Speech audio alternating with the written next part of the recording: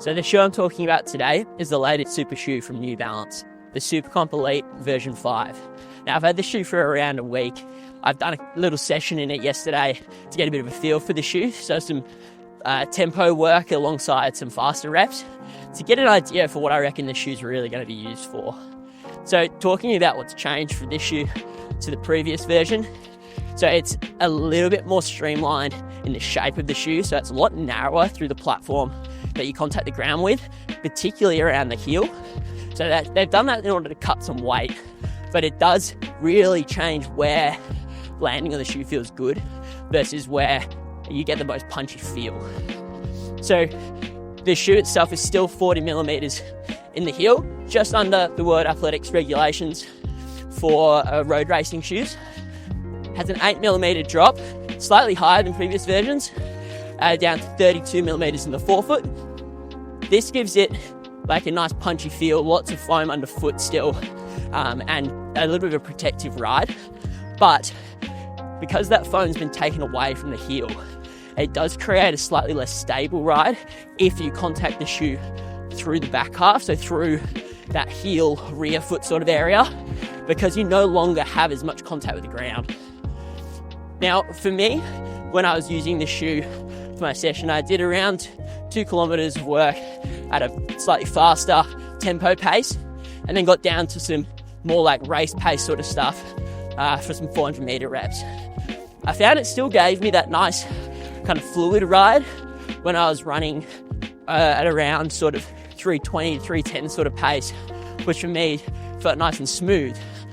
However, when the difference I found was when I tried to run faster, and that's where I think the previous version of the shoe that was a little bit bulkier and had a little bit more weight to it didn't feel as good.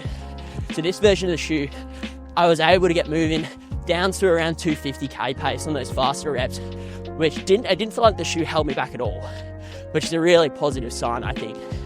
So talking about what maybe gives it that ability to do that, I think it all comes down to it feeling a little bit more aggressive.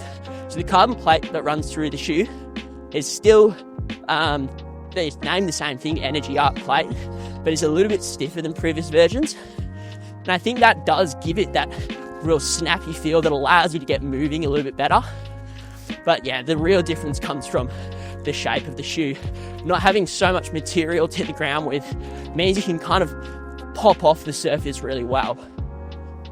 I did this session on the track, which I was a little worried about because some super shoes, when you run on the track, you feel a little wobbly going around the corners.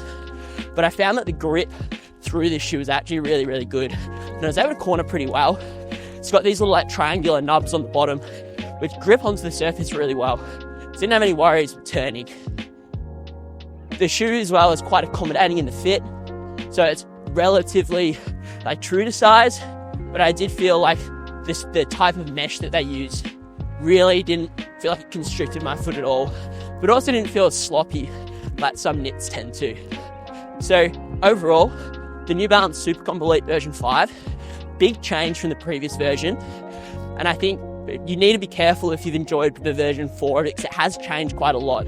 Definitely want to try and install, but if you want a more aggressive and punchy ride from your super shoe, it's definitely one to try because it's definitely gone more towards that faster 5-10k sort of racing shoe, as well as still accommodating those runners who want something a bit punchier and aggressive for the half full marathon.